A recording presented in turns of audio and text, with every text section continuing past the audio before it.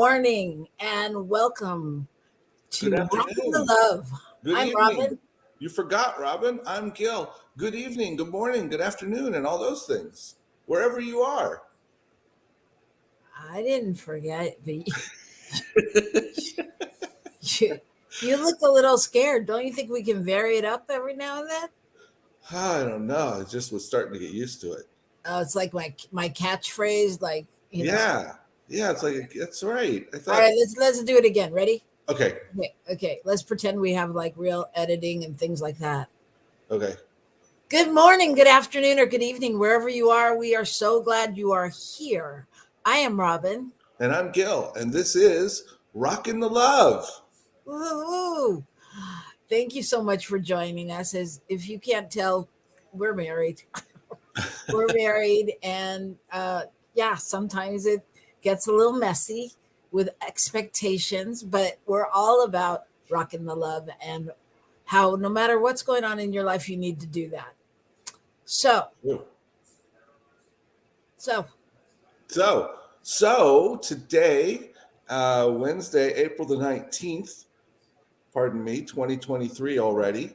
Woo, my goodness. We had a rockin' show last week. We had a whole lot of fun. And we thank Ricky Byers once again for being with us. It was really fun. And we, of course, again today have another fun show for you all. What are and we doing? that's why if you're out there, you need to say hello and let us know you're there. But also sign up on our social media stuff so you can get special announcements because we have a lot of special things going on. Absolutely. Absolutely. So, what's today's theme, Robyn? Today is diving deeper into Death Cafe. Oh my gosh. Okay, so I was scared earlier. I think that's what it was. That's what scared me. I think, Our I think topic. the topic. Ah! Well, our Oh, topic is really about. I mean, death is something that our culture doesn't like to talk about a lot. mm, In other cultures, it's not as um, I don't know how to say it right, but I mean, it's not, something about our culture, and I'll speak for myself, but it's as if it was a surprise sometimes when people die, you know. mm-hmm, In mm-hmm. other cultures, it's much more of a part of the journey and really something that's celebrated and just all the thing that comes up around it. And I think, in New Thought, also we have a tendency to talk about eternal life a lot, you know, and that we life always goes on kind of thing. Right, and I think we forget or we sort of what paint over, gloss over the part that uh, as life may go on and on, the reality is its forms change, Yeah. Yeah. and so this life, this experience of being human, of being on this planet, of being with those others who are here, is temporary. It is temporary. And so, so is your name. I'm looking at our show title up above and it says Rockin the Love with Robyn and Gil with two L's. It does really. Wow. It's as if Wow. it's as if we didn't have a producer. But Is there, he must be he's thinking in terms of you being like the fish that flows. well, I don't think it's his thinking. I think it's his drinking that you're really referring to there. Anyway, We are just fooling around, as you know and can see. Michael Mangus, our producer, Fabuloso, has a show on New Thought Media Network that you can catch on Friday nights, and he's a fabulous producer. and we love him. And his spelling is a little off, but that's okay. That's fixable. So anyway, so tell me, how was your week? My week has been very good, very busy, very just a lot going on, getting things going. Um, yeah. It's been good though. It's been really good. I've gotten a few things done around home. I've managed to have a minute or two to myself, and I've gotten a lot of connections made with people at the center and done a lot of work. So, That's exciting. That's exciting yeah, because Gill has a fabulous event coming up at his center to which you are all invited, right? absolutely. Tell them And what they'll get. and then just a note on that, you're all invited to come to the center in Albuquerque. And if you can't do that, you're still all invited. So you'll hear more about that in a couple minutes. So, Yes, so stay tuned right here. So my week was good. Thanks for asking. It was. It's it's just time is so elusive. It's it just goes, yeah. and you look around and I don't know. I'm always feeling like I didn't get enough done. I should have done more. I could have done this. I could have done that. When I know in reality that's not the truth. But um, yeah, it's just busy. So it's been busy. Some days productive.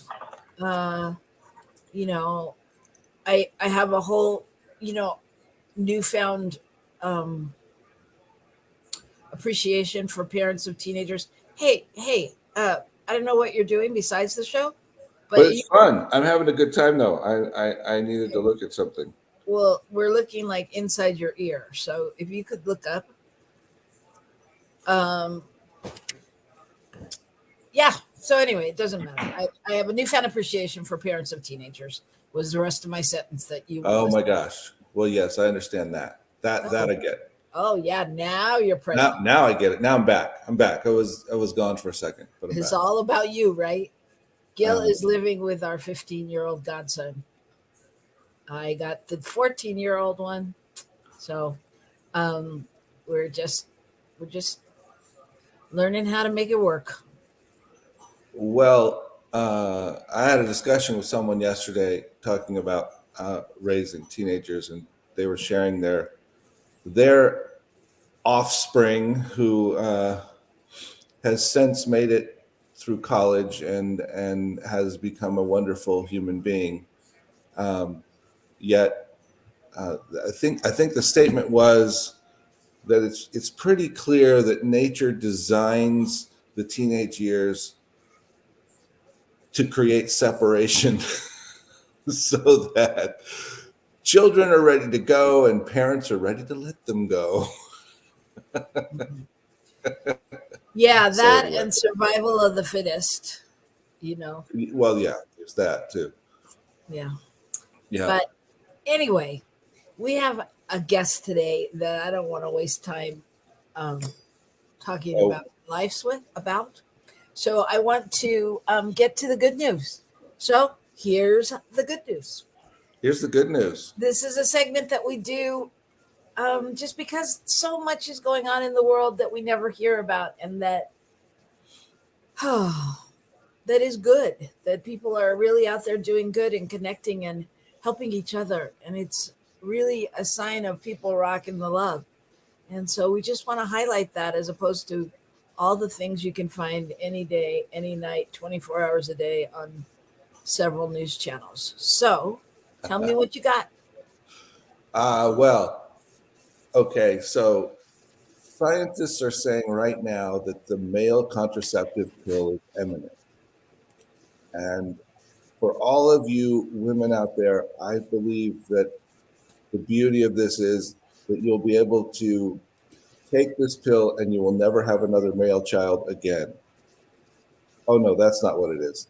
Um, but it actually offers the the interesting thing about this is the co-inventor of the original birth control pill um, started talking about this back in 1957, Well, and it still hasn't happened. But they've recently been able to close in on a couple of things in terms of genes and stuff and figure out how to make this work. And so um, it looks like we're going to see it happen pretty soon, and it should change the face of how things happen. And in theory, it doesn't have side effects like the female one does because it's of not course. hormones the same way. Well, Yeah. men couldn't take it if it had side effects. That would be too difficult. Uh, I don't know. I don't know that I would trust that. Like, it's my body that's going to end up if, you know, carrying the load if it doesn't work. I don't know that I would trust a man going, no, really, I'm yeah, taking the yeah. pill. I took the pill 2 hours ago. Uh, Yeah, it's interesting though. It's an interesting concept. Interesting is it? concept and interesting movement forward to be able to understand so much about how biology and how our systems work to actually be able to adjust them in such a way. I think that's fascinating to me. Welcome, Reverend Sherry. She says, great. Now both sides can take responsibility. Oh no, that's asking too much right there, Sherry. I don't know. I don't know about that one. For me, I don't know. All right, well, what you got for us? All right. Well, I really wanted to show these pictures because they're stunning, but I didn't get here early enough to even explore that. The In the Shriners Children's Hospital in Chicago, there is an orthopedic surgeon named Dr. Felicity Fishman, and she is like the go-to doctor for kids with stuff about their bones and broken arms and things like that. And what she does is after whatever surgery or whatever she's doing, she draws on their cast, and she's also a fabulous artist, and she's drawn everything from dinosaurs to sharks to SpongeBob's to Elsa from Frozen, and like just whatever the kids request.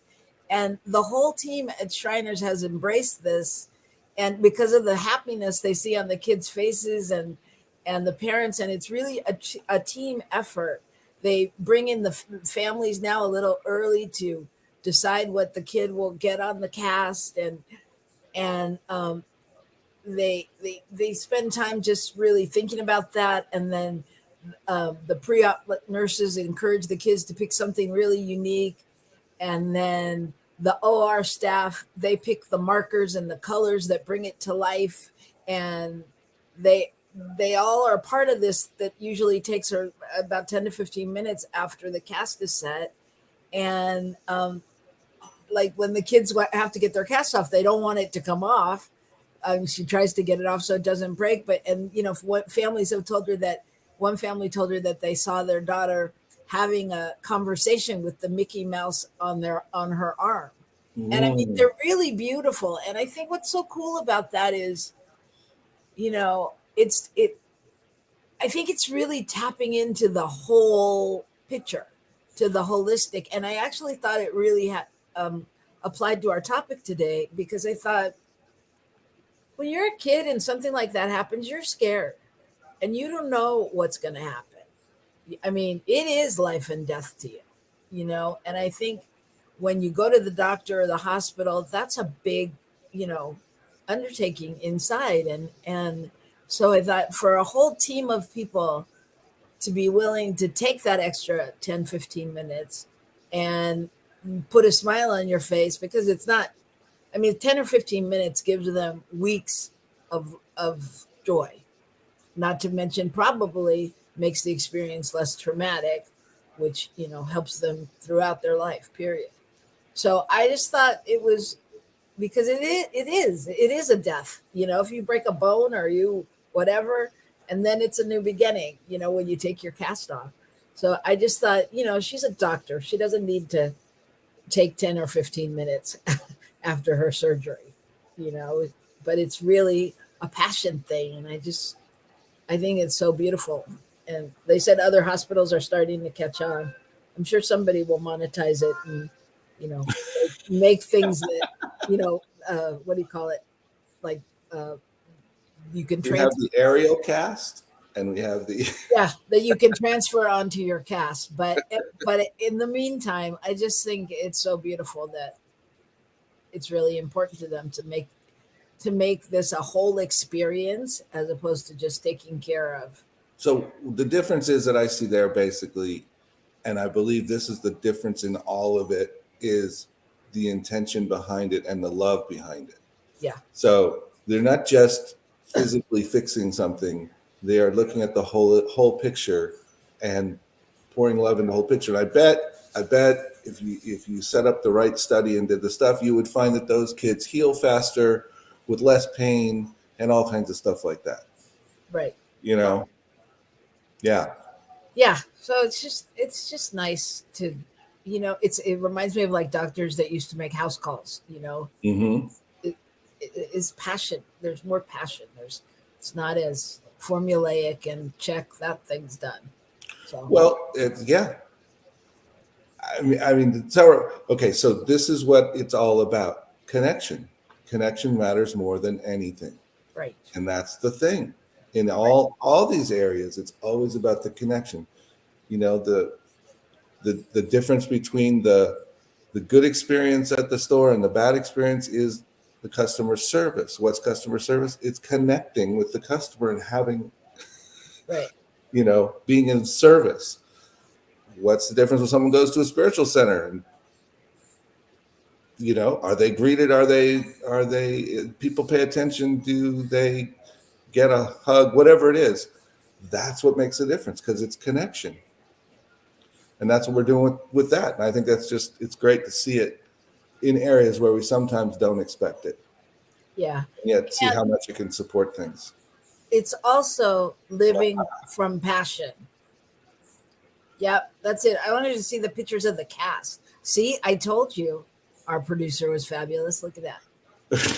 But the pictures of the cast, they were just extraordinary. They were, yeah. Cool. I mean, the thing about that, though, is I wouldn't want anyone to be signing my cast on top of them. Oh, no. So that means the popularity when you have a broken something. Look at all those smiles. Look at those big smiles. Yeah. Wow. All right. All right. That's really cool. Okay, we're scrolling. Okay, we're done. All right. We're done, because we are going to go to a break, and then we are going to come back with our doula for grief, Bonnie Gonzalez. So stay tuned, and we'll be right back here on New Thought Media Network.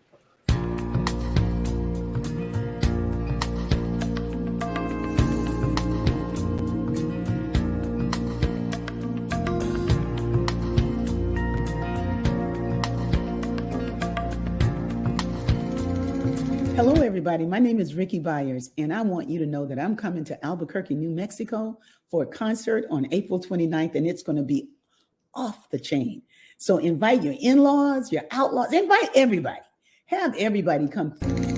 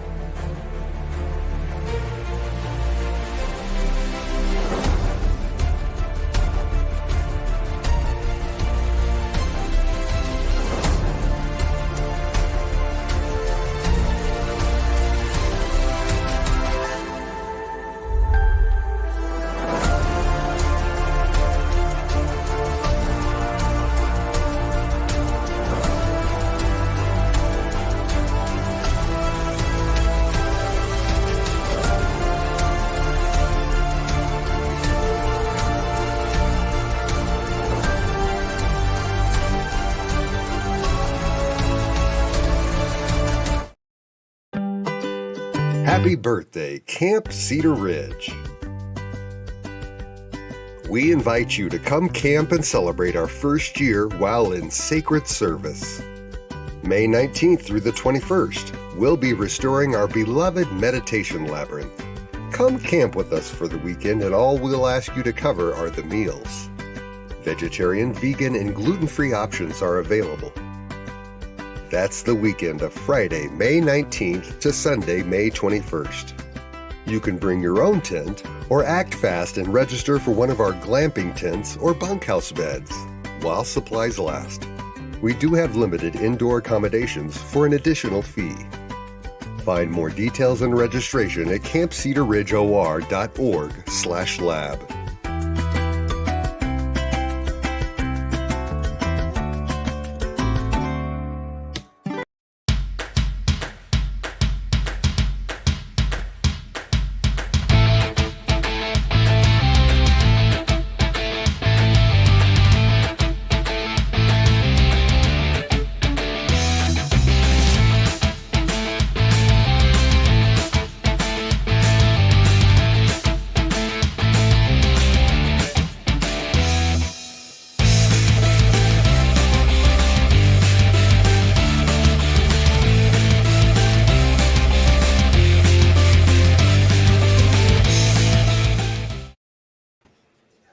And we are back. I am Robyn. And I'm Gill, and this is Rockin the Love, and you're rocking it with us today.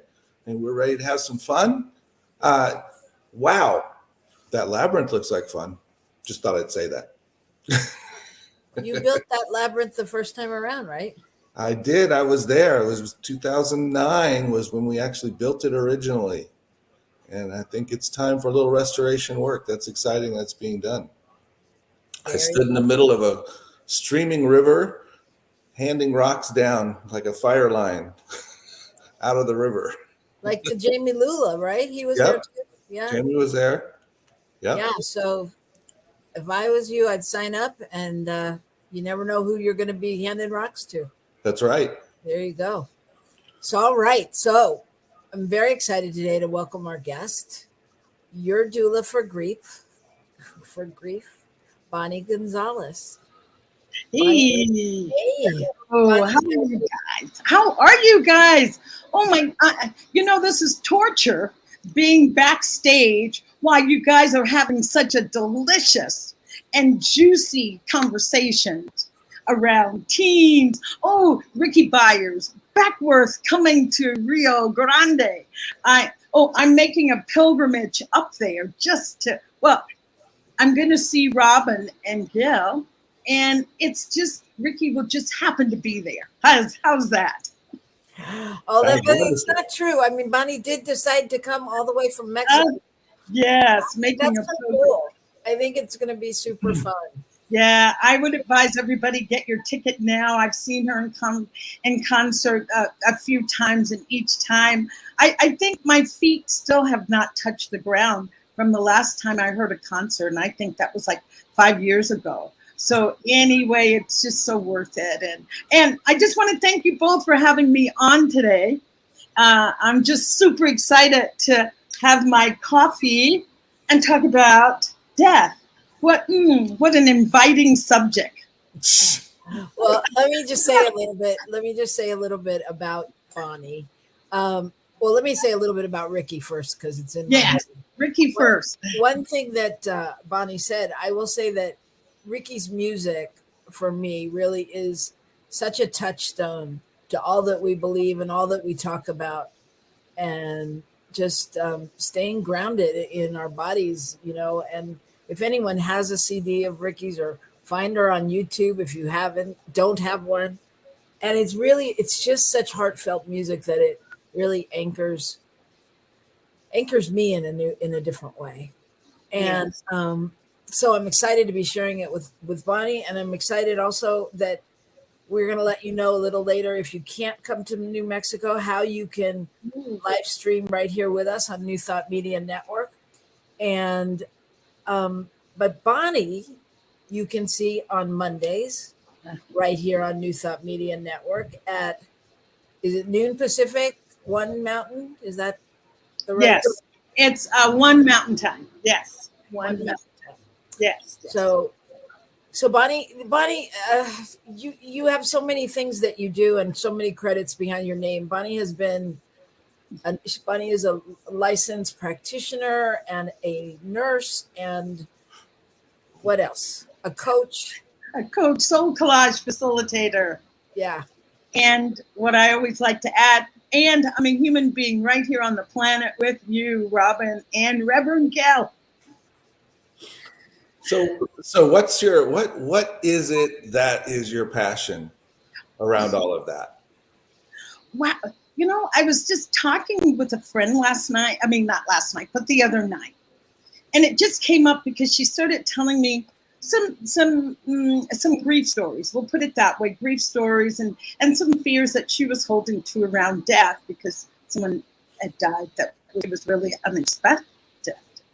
And you know what I told her? She's, oh, I don't want to bore you with this. I know, today is your mom's anniversary of her death. And I just said to her, you know what? I was built for this. And that's what I feel like. This was just my calling in life to be comfortable with uncomfortable topics. Oh my goodness, I have just learned the most about life. I can say this for what I know for sure, as Oprah says. The things that I have learned about life that have been just the most important have been from people who were at that threshold.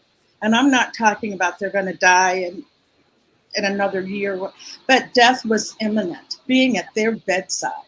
And there was such a peace and calmness that there's such peace and calmness that comes over me when I'm with someone in that space. Well, And it's going to comment that I understand that. That's been my experience too. I think the few opportunities I've had, that's exactly right. yeah. And can I tell you a little bit of a morbid nurse story? I'll try to make it not too morbid. Nurses have a weird sense of humor. But Robyn looked like she was going to say something. Well, before you do that, if you could hold that thought, I would love for you to tell them what Death Cafe is, because we're inviting everyone to today, which is Death Cafe, but we didn't tell you in advance. Grab your coffee or your tea, or make sure you bring that with you.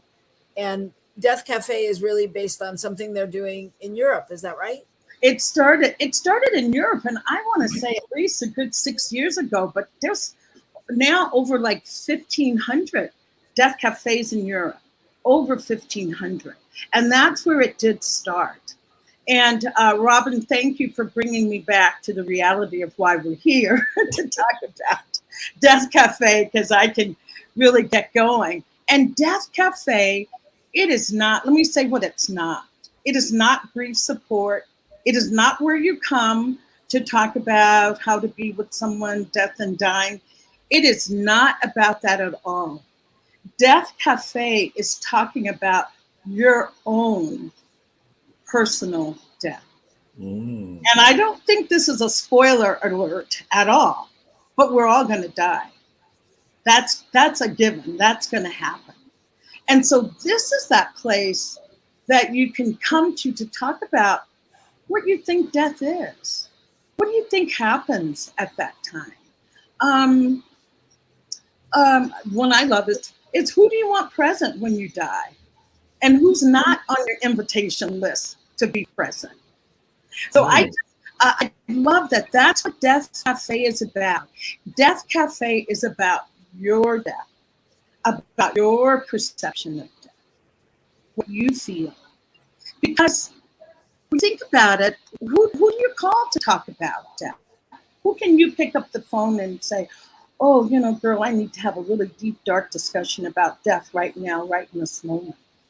And facilitating death cafes, it's been so interesting what comes up and what, believe it or not, once we're into the discussion during a death cafe, the conversation is light, filled with laughter. People finally feel like, yes, I have a place that I can come to talk about what's been a scary subject, but now that I'm giving voice to it, it's really not scary at all. I get to paint. I imagine that people find comfort in finding other people that are talking about it, finding the commonalities, like being afraid or sharing the thoughts with somebody, because I remember when I was a kid and like my mom would want to talk about when I die, I was like, exactly, and we never want to hear what, because we don't want to believe it's going to happen. So to be able to really sit in conversation, I imagine there's a real growing edge there of where you get to, um, where you come from and where you go. So Right. I have a question around that. What is the um, I was just thinking about what you said, Robyn, and about being a younger person and our response to death versus an older person. Um, how do people's interest and participation change with age in this kind of a thing? And I want to, oh gosh, I want to back up a little bit, back to you talking about your teenagers. Talking about your teenagers. Now is that perfect time to start talking about death. As Robyn said, when her mom would say, when I die, and I remember my mom would say, if God just lets me make it through tonight, I'm going to do X, Y, and Z. And sometimes, and Gill, in answer to your question, there's a theme that runs through, even with young people talking about their death and with older people. There's this theme of everyone wants this sense of control. Mm. Does that make sense? Mm-hmm. I think what surprised me at one death cafe that I was facilitating was how many people said they wanted to die by their own hands. Think about that for a minute. Just Wow. think about that. Is that something that would have ever come up? And because one person said it, yes, Gill, then the other person could say, yeah, that's, and I was kind of taking a back seat, but not expressing any of it. But coming from that, I was taught in the religious setting that taking your own life is just, oh my goodness, blasphemy. You'll burn in hell forever. But to come to a new place, aren't we at a beautiful place now that we can have even assisted suicide? And I would like to change that word from suicide to some other word that's not quite so emotionally loaded, but just assisted end of life. Yeah, assisting end of life is what I'd like to see. Well, it's interesting because having suffered from depression, I have sometimes thought about that, and the reality is that I really can't figure out and get to the place where I could really ever make it happen. There's not that. I'm too chicken, and I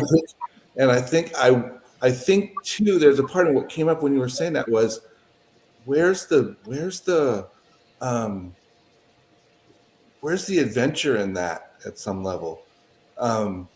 Because that's part of the thing about life is that it doesn't go where you expect it and it doesn't end when you expect it. And that's part of the adventure. Just something that came to my mind. So that's what I would share in the Death Cafe, I suppose. I love what you're sharing, Reverend Gill, because when you talk about, when we talk about end of life and say assisted suicide or people that are saying they would like to die by their own hands. Death is not something that gets thought about just because we're depressed. I don't suffer from depression, but there's been times that I've felt like my life was so overwhelmed with different things that were causing such heartache. I would think it would be better if I wasn't here. That it would be better. So I'm glad that you brought that up so that people don't feel that just because you thought about it, it's going to happen, that you're going to actually carry it through. And I will be responsible, though, in talking about suicide. If someone is suicidal, please, help them to get help. And one of the big indicators that, yes, they're really serious is when you ask them, do you have a plan? Have you thought about it? And there are suicide hotlines and text lines. So I want to really be responsible in that way of saying, yes, if someone needs help, please let's reach out. Absolutely. Yes. So so when you do these, when you leave these death cafes, what would be like the first question, or what do you ask? Oh my goodness, Robyn, this is where it gets to be fun. Maybe you and Gill could um, we could, the three of us, have our own death cafe, and I'll ask a question, right? Let's do it. Yeah, one of the ones that I'd ask. And how about this one? What do you want on your tombstone? What would you like to have on your tombstone? I don't know. I always think about my tombstone's going to say something like, "Do you really think she's resting?" Love it. Love it. I don't know. Reverend Gill, do you really think she's resting? No, we know you're not, so you don't have to put it there. Or finally. Um, oh gosh. Someone who loved. Oh, oh, that's beautiful. That one just kind of stumps me. And this morning, though, when I was thinking about it, I thought about, what is that, John Lewis? Get in good trouble? Well, she's gone off and she's getting in good trouble. That's all. That would be mine. That would definitely be mine. Maybe I'll ask you one that's, I'm just trying to keep them light, because when we're in a group, kind of set that stage and we can go really into some deeper things. But what's number one on your bucket list? And why would you make a bucket list? Yeah, Gil. Why would Gil I doesn't make? have a bucket list. I'm like, how can you not have a bucket list? How can you not even have like one or two things that you just want to do? Okay. Now you're going to say you want to do something. You're going to say you want to write. No. I really don't have like those things that I feel like I need to do in order to be complete, or want to be, or really want, like okay. So for instance, we leave in a couple weeks for Costa Rica. Never been to Costa Rica. Everybody says it's wonderful. We're all talking about it. It's going to be a great trip. I'm looking forward to it. And I don't feel like it's a necessary trip to fulfill my life in any way. You know what I mean? I mean, like, it doesn't feel like it's on that list of things I need to do. Again, I go back to connection. I think for me, figuring out how to be more connected with both people that I'm always interacting with and with my family are probably, if there's something on my bucket list, those are the things I feel a push to fulfill in whatever time I have. Well, Robyn, before you answer, I was going to ask Reverend Gill, if I reframe the question, what would you like to experience before you die? What would you like to experience before you die? And I think that's kind of what I got to with how I answered the question, to tell you the truth, because I want to experience that connection and that breath, that embracing somehow of being embraced and embracing. Beautiful, beautiful. Madam Robyn, bucket list or experience before you die? That's what I was going to say. I mean, my bucket list isn't things like I have to do or I won't feel complete, but it's things I want to do, and I don't know, go to Ireland, go to Italy, travel, which really boils down to, in some ways, what Gil's saying, because it's about connection and it's about understanding and connecting to cultures and roots and things like that. Yes, yes. What's on your bucket list out there, audience? Yeah, anybody. I know you have a bucket list out there. You can't fool me. Yeah, I mean, yeah, I don't hold a bucket list as like my have tos or a high priority, but I'm Mhm. aware that, if I won, you know, whatever, $50,000 or a trip somewhere, that I have my places that I would pick, Yeah, yeah, or my things that I would do with the money, or you know what I mean? How about exactly. you, Bonnie? What's yours? Oh my goodness. My bucket list is almost of things that are not something I can just go out and do. I'm like Reverend Gill, just a close connection with with my daughter, resuming good relationships with her, with my son. I remember once telling my son, he was just being, those teenage years, and then sometimes for some of us it continued on to adulthood. And I just remember saying to him one day, I said, before I die, I just want to see you happy. I just want to see you happy. And Mm. that's what would be on my bucket list. I just want to see him happy. So, are you up for another one? Yeah, up for another pregunta with your coffee? Yeah. Pregunta. Sí, Oh, your question. One more. Are you up for another question? sí, sí. Okay. Gracias. Okay. If you had a choice, the voices come down and you have a choice in how you will die. How would you like to die? Just set that scene. How would Mm. you like to die? I think for me it'd be like in my sleep.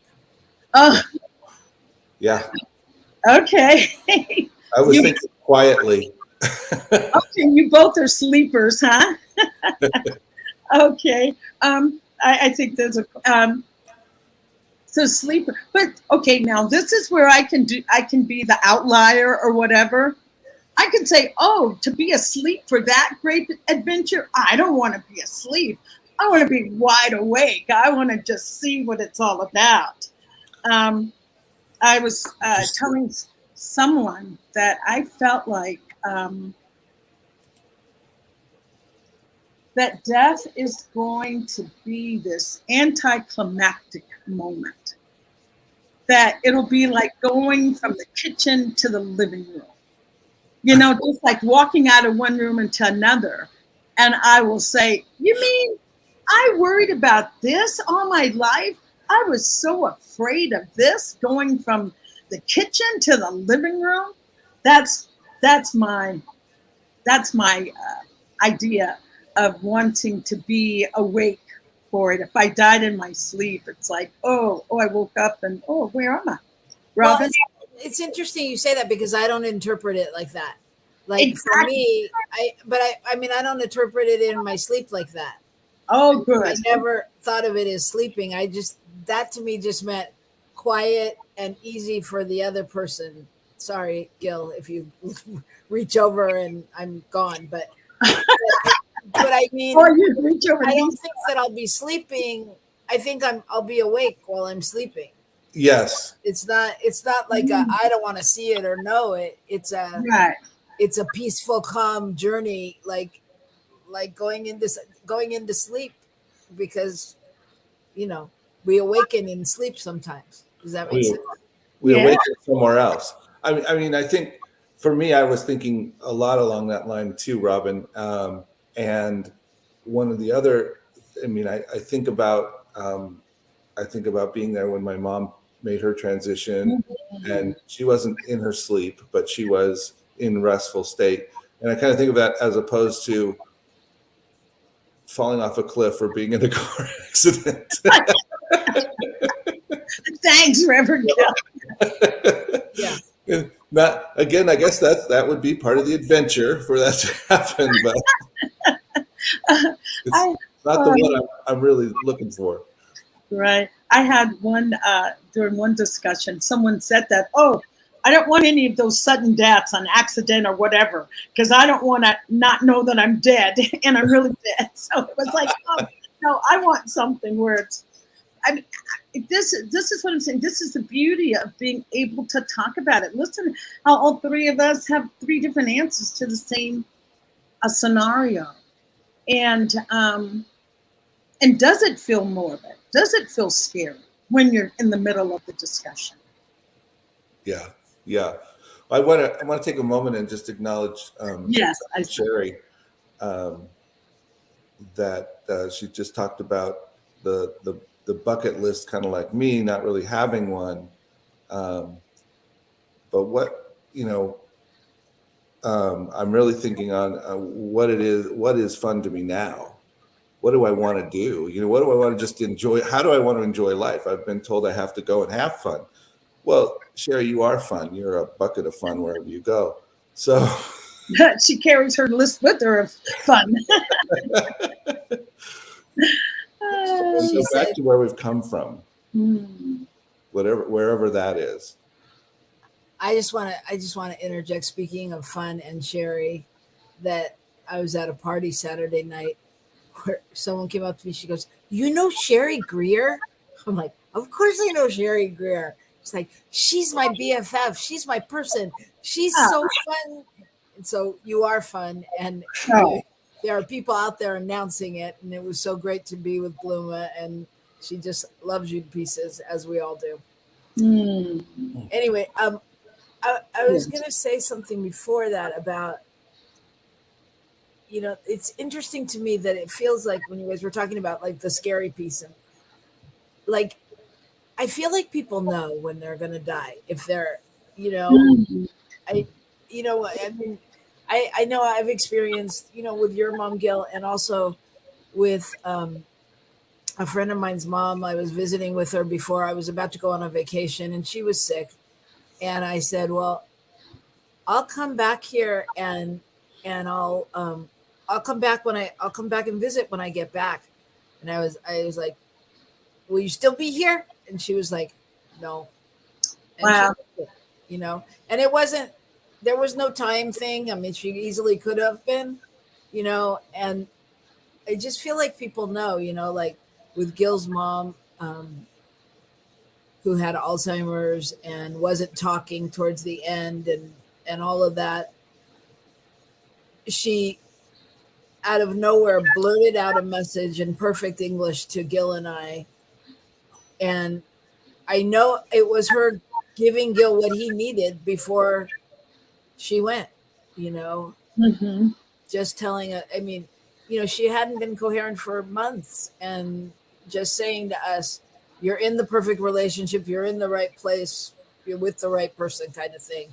And we both were like, oh my God, because we had just started dating really relatively soon. And, I feel like people know what they've got to get done, even when they're on their, deathbed. Or Reverend Jeanette. Remember Reverend Jeanette? Yep. Yeah. So from her deathbed, she was busy making phone calls and doing sessions and, taking care of patients. Wow. She was, like when Gill says he wants to be remembered as someone who loved. It's like, that's who she was. She was someone who loved and took care of people. Yes. And that, wow, that's just beautiful. Just beautiful. I was going to say, that brings me to that. I want to comment, Robyn, when you said that you felt like people know when they're going to die. As I said, have been with a lot of people as they transition. And I remember this one patient, we had been talking, suddenly out of the clear blue, she says, can you go get me a glass of water? And I thought, oh okay, well, I'll go. I went and I came back. And she had expired. She had died. I mean, it's like, was she really thirsty? Or was that so that her spirit could leave and she needed to do it alone? So many people that I've taken care of in ICU, the family would be there with them all day, holding dad's hand all day. and they would say, I'm going to go down to the cafeteria, get some lunch, or we're going to go take a walk outside. The second they leave, Dad takes his last breath. So we're really, I want to acknowledge Sherry talking about her sister, and I was thinking about Sherry. I was thinking about your sister Sherry earlier. But when my sister was making her transition, it was the most amazing experience to be there with her when she began her journey. I never knew I could be part of someone transitioning, and I think what's interesting is that, in light of the second part of the discussion, that sometimes people choose to make their transition without us. Let me tell you how I believe that's true. Many years ago, Robyn and I went to Thanksgiving in Atlanta, and we got ready to leave, and we had to take care of Nashville. We had to take care of our animals and our dogs, and so we needed to board them.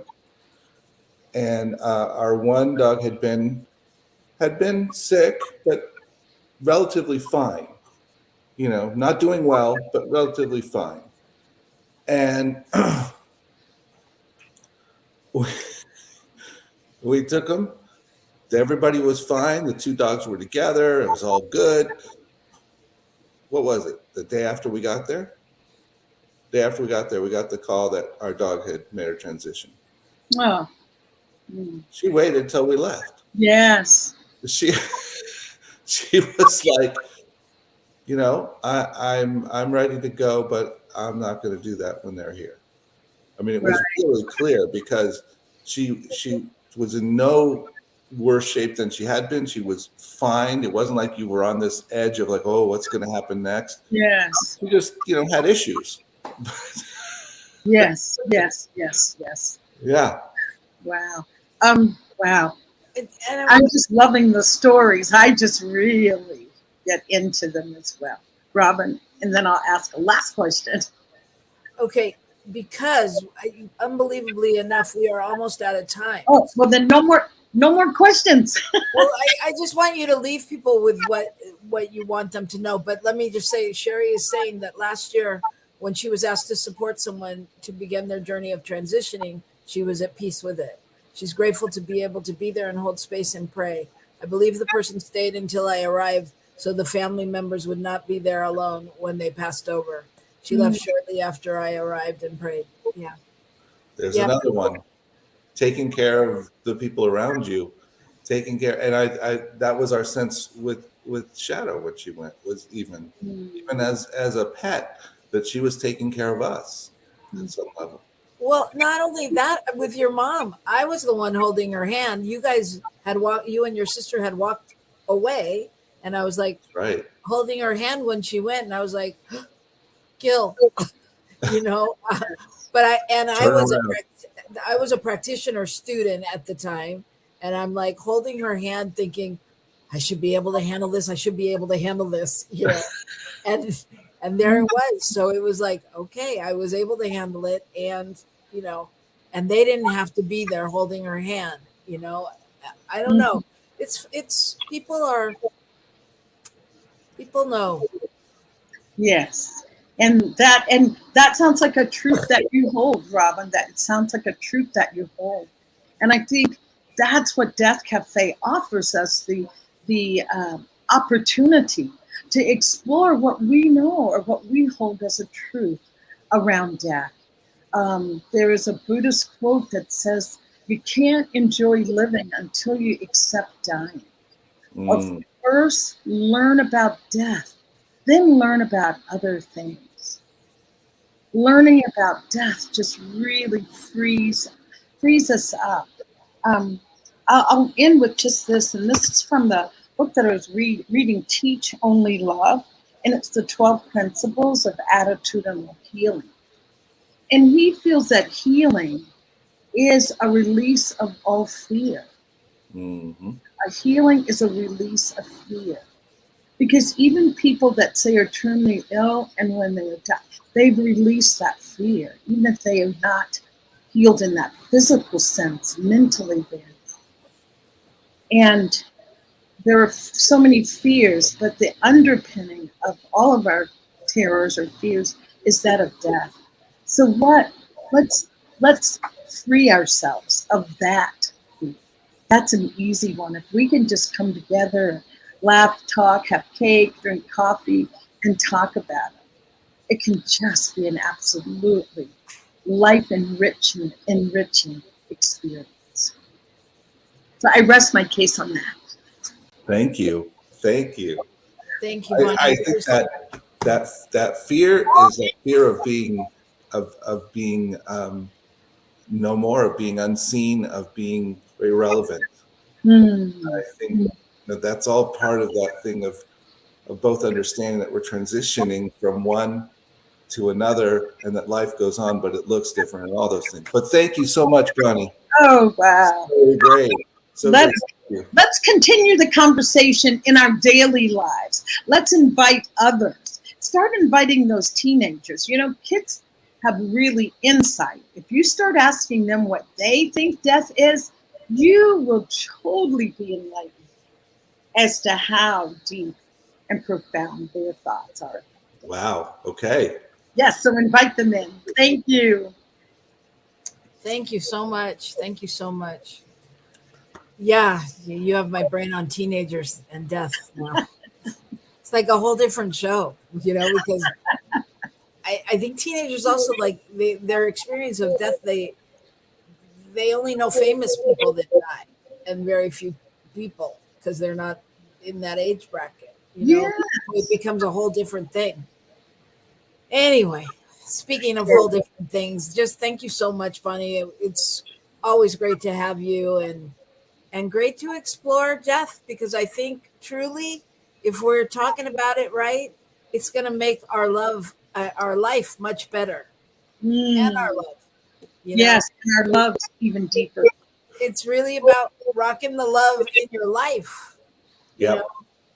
So yes. We're looking forward to seeing you, Bonnie, in a couple of weeks. Yes. Next week. In like 10 days, 9 days. 10 days, yeah. You're going to see me in 7 days. Ooh. Here in beautiful Albuquerque, New Mexico. Yeah. And we are just once again reminding everyone that Ricky Byers is going to be in concert here at the Rio Grande Center for Spiritual Living.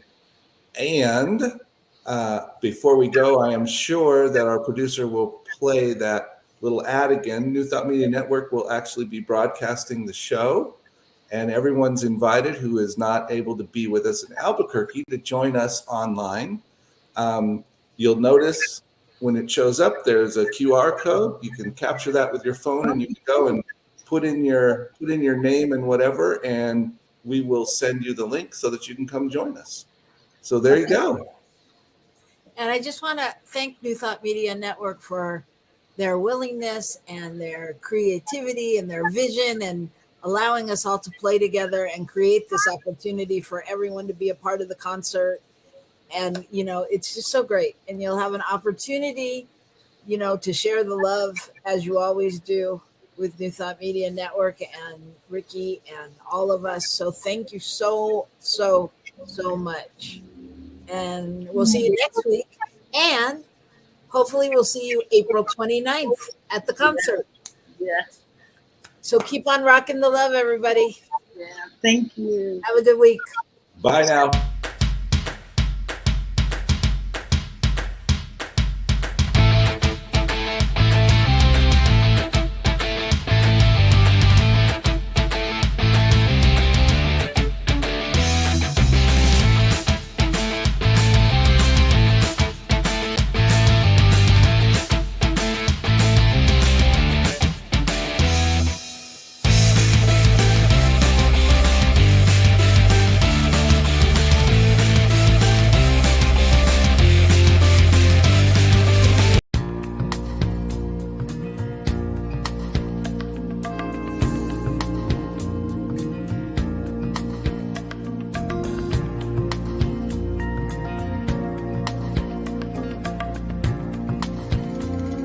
Hello, everybody. My name is Ricky Byers, and I want you to know that I'm coming to Albuquerque, New Mexico for a concert on April 29th, and it's going to be off the chain. So invite your in-laws, your outlaws, invite everybody. Have everybody come